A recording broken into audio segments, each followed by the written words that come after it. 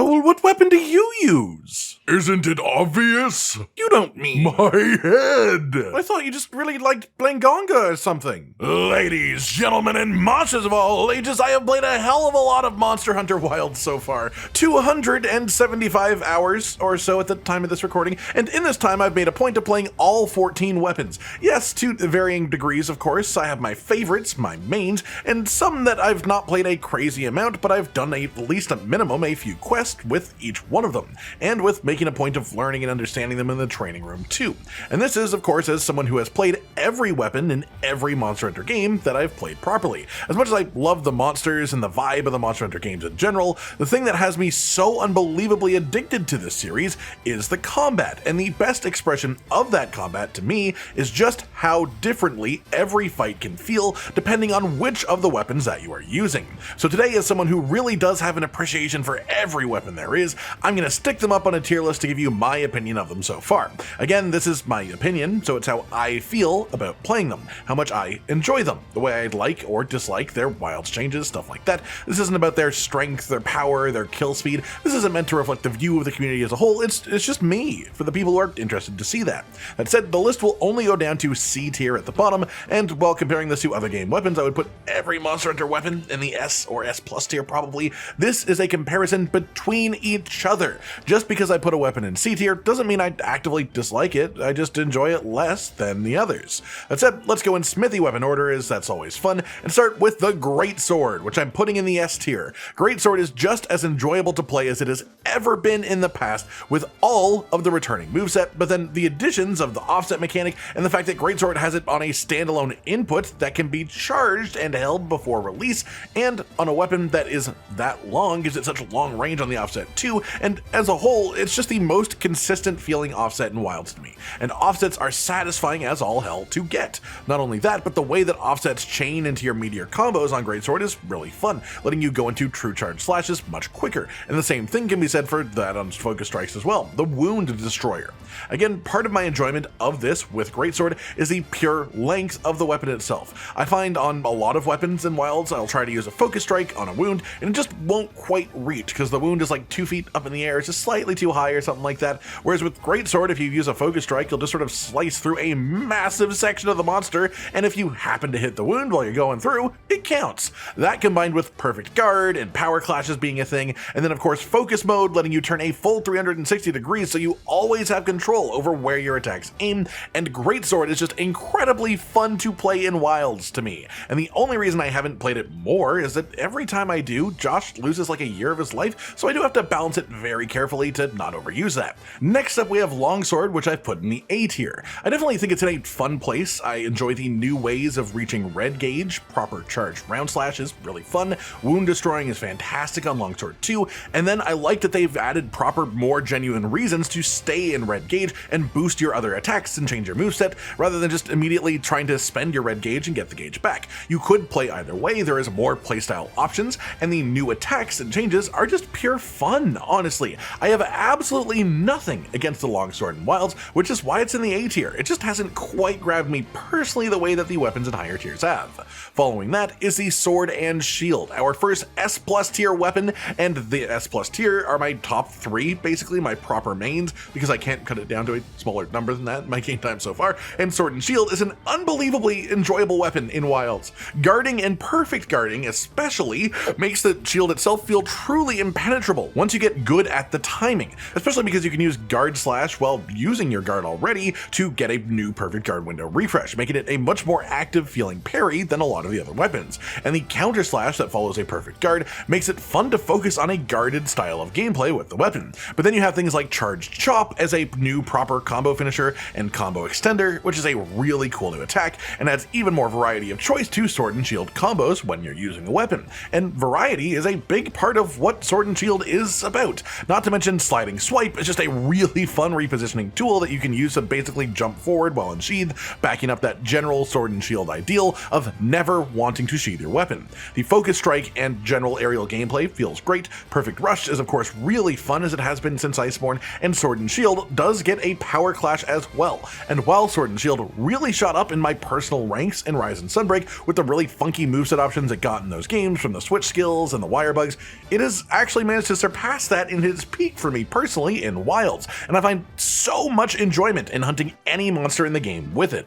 Moving on then, we've got the dual blades going into the A tier. I'll be fully honest with you, part of this might just be that I haven't put in enough time with this weapon, because I've had a lot of fun with it when I play it, and I think if I really devoted some time to getting better at it and adapting to the playstyle it wants you to use, it might, well, go up to S tier for me. But as of this point, I'm happy with it in A.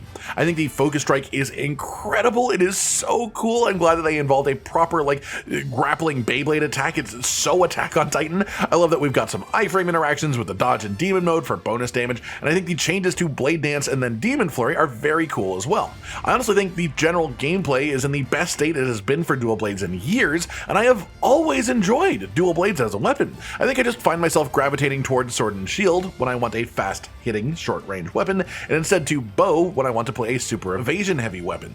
Dual blades are great, I just haven't felt the itch to get really in depth with them quite yet personally, despite giving them a fair few hunts to see if it would grab.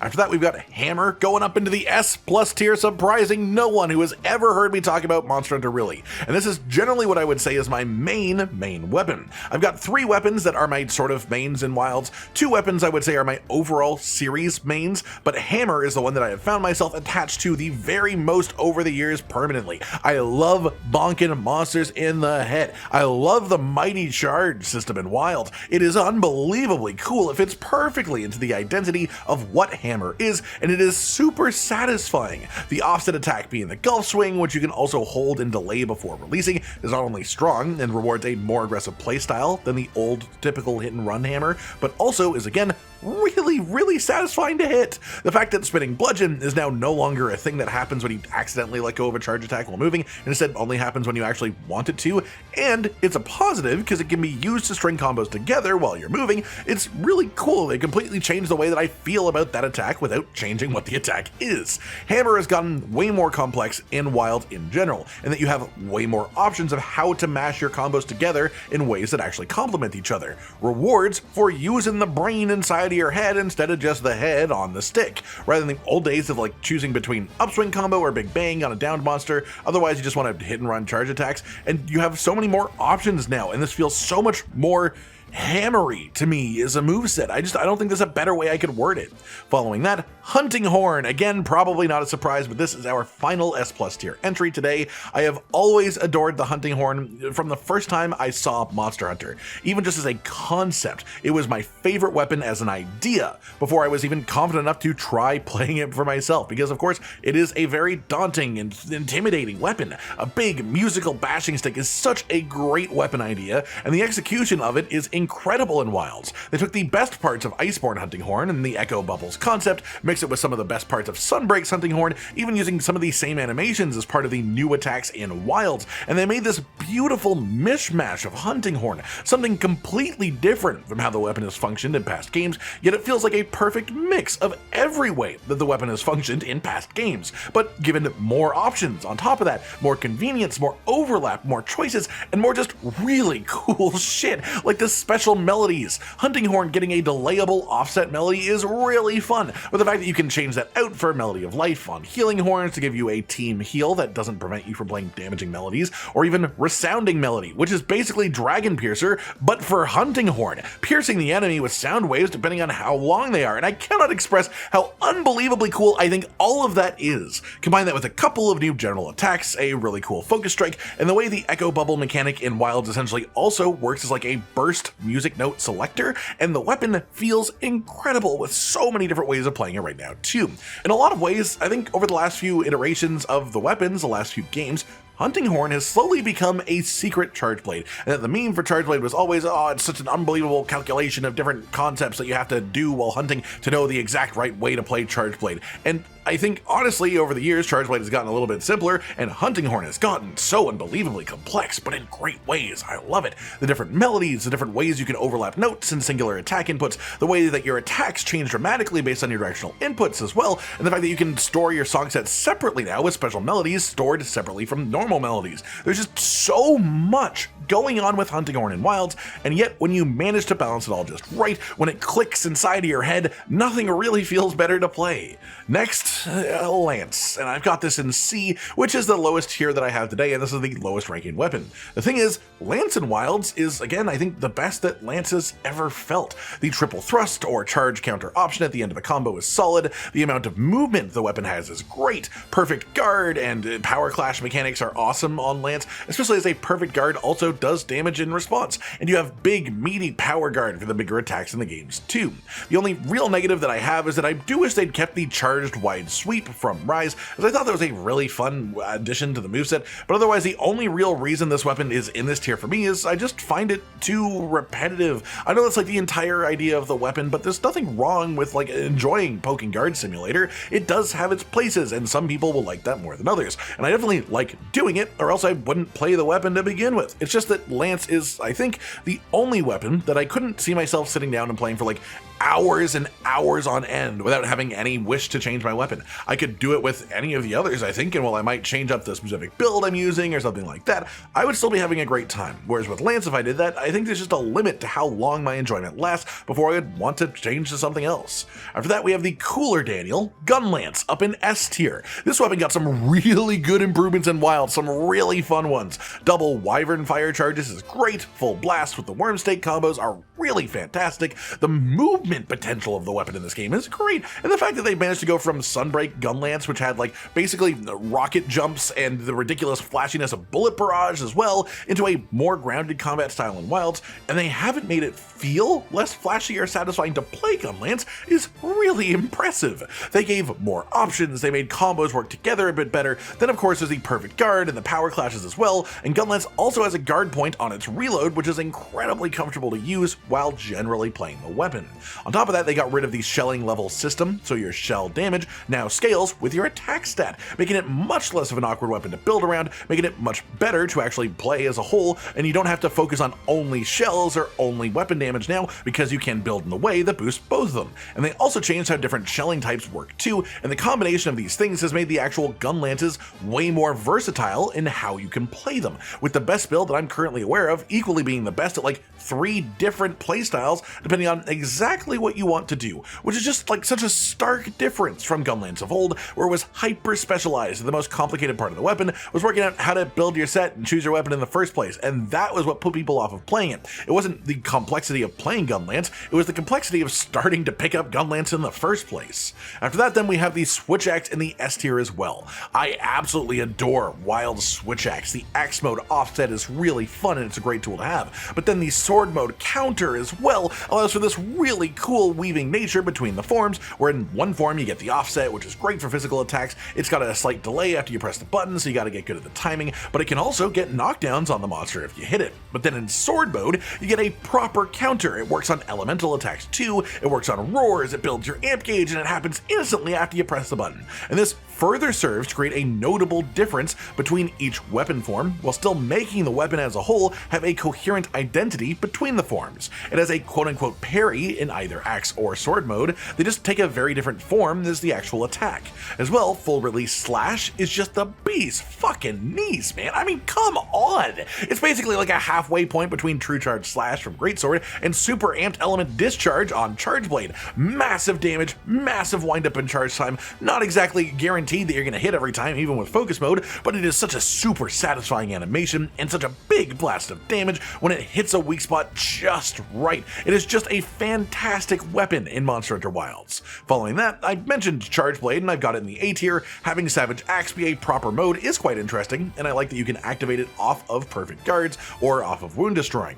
Overcharging files is cool, and I think by far my favorite thing is just how much mileage you can get out of your files in a proper Savage Axe setup. Like, you can play near exclusively in axe mode once you actually get your buffs active and your files filled, and doing so is really satisfying as someone who loves Savage Axe. I absolutely love that saw blade feeling, and Savage Axe is something that I've enjoyed since it was first added to the weapon, but it's really cool seeing how they have landed on making it a proper full playstyle.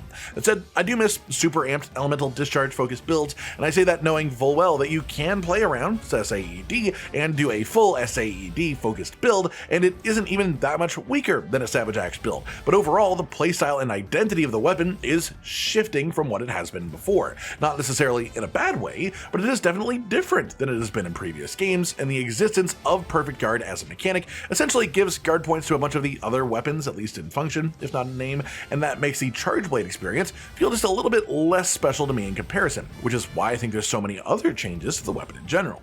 Next up, Insect Glaive is my 4th used weapon so far in Wilds, and it would have been in the S+ tier if not for one major complaint, but I'll get to that later. The charged piercing Kinsect attack is awesome. Getting extracts with either that or with focus mode Kinsect combos, just making the Kinsect attack wherever you attack with the Glaive, it makes extracts simpler and more comfy than it's ever been to actually get the extracts. The focus mode combos themselves also make the Kinsect feel like much more of an active part of the weapon and the playstyle to me than most older Insect Glaive movesets. Descending Slash is an awesome addition. I adore that it's a charging attack that you can charge while doing other attacks, and Rising Spiral Slash is one of the coolest attacks in the entire history of this series as far as I'm concerned.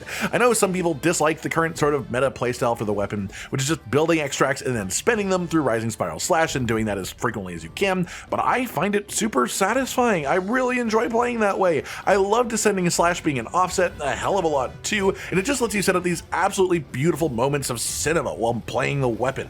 That said, the control scheme is awful. I don't know how they would make it better than it is. I don't know what the correct answer is, but as it currently stands, you have to contort your hand into one of like 3 different unholy positions based on what combination of attacks you are trying to do with the weapon, and it is just absolutely awful. Earlier I mentioned being unable to play Lance for too long without wanting to play something else. Well, I do have that same problem with Insect Glaive, but it's because my hand starts to hurt. I absolutely adore the weapon, and I wish I could play it constantly. I love its playstyle in Wild so much, but I can feel the bones in my hand permanently shifting position the longer that I play the weapon without swapping it out. Then we have our last entries, which are the ranged weapons, starting with Light Bowgun, which I have in the A tier. Light Bowgun is awesome in Wilds. Lots of people have very mixed opinions about all the Bowgun changes in Wilds, as there are a lot of changes, but as someone who has never really gelled too much with the Bowguns in past games, Wild's Light Bowgun is, I think, my favorite version of a Bowgun playstyle ever, and mostly I've just played Pierce ammo-based playstyles, but also a bit of element focus too. The general gameplay style of being super agile has been around with Light Bowgun for ages, of course, but now there's so much additional context to the inputs as well, things like chaining into an evading reload, evading shots, and chaser shots giving you the equivalent of a combo finisher, but on a ranged weapon too. It's just really fun to actually play, and I especially like that, at least for the more regular ammo types like Pierce, Spread, and Normal, you just get an infinite supply of it too, so you don't have to craft mid-hunt unless you're doing funky things specifically. It feels great dodging around the monster and finding that perfect angle, and the only reason it isn't higher on my list is because I like being in the monster's face when I hit the monster. It's as simple as that. After that is Heavy Bowgun in the B tier, and the thing is, I really enjoy the main sort of Wyvern Heart spam playstyle that is being heavily done right now, where you're able to just recharge Wyvern Heart faster through Pierce ammo spam in between as well, and it's great. I've always loved the machine gun attack for this weapon, so I enjoy it a lot in Wilds. That said, I find a lot more of the issues with the changes here. Being forced into shield mod is not great for Heavy Bowgun compared to the variety of previous games, but they killed a lot of potential variety for builds in general by not giving us a way to control recoil properly. They've ruined Spread ammo builds' actual playability property, and of course the fact that you still have to craft special ammos to combined with recoil issues makes using anything that isn't normal, pierce, or element just feel super unwieldy to actually properly use right now. So essentially the way that I see it is there are way less viable proper playstyles for the weapon, but the few that do exist I think are still quite fun in Wilds, which is why I have it right here, bridging the gap in between the ranks. Finally then, let's talk about the bow, and I've got this one in the S tier. Bow feels incredible in Wilds. It is again just off the edge of bumping towards the S+ tier, I think for me. I absolutely love the way that it plays at this moment. The change to coatings, making them something that you actively gain as you fight the monster, is fantastic. It feels way more active, less management, more reward for interaction, and I love that.